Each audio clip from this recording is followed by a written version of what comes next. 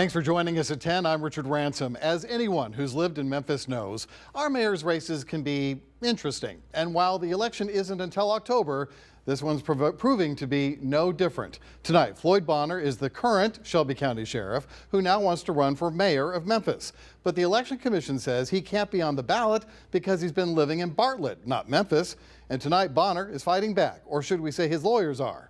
Zaria Oates is here with more on the lawsuit he filed and why at least one other candidate may want in on this legal drama. Zaria?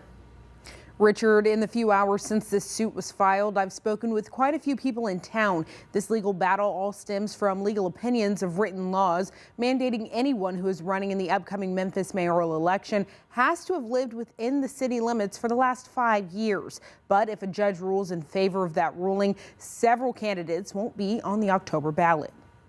Alan Wade is that person who gives that opinion on behalf of the city, according to the lawsuit. That should have settled it. I don't know why it was necessary for the Election Commission to come back then and ask for a second opinion. And all this back and forth is leading another candidate to take legal action. We would likely seek to join the lawsuit if we feel that there are probably some other points that need to be brought forward, and that those points can be brought forward in a second lawsuit, and then you combine the two in one action.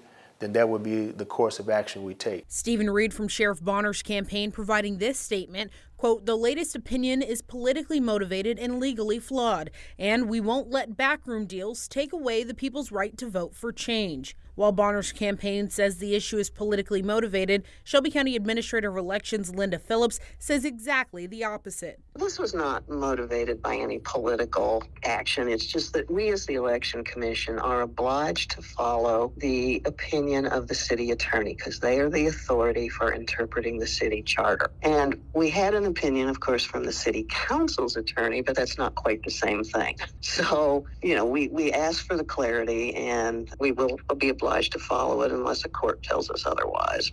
NAACP President and mayoral candidate Van Turner also believes the Election Commission's request for additional opinions were politically motivated and unfair. It's a small group of individuals who want to have a say-so over the elections and how the elections for council and mayor will roll out.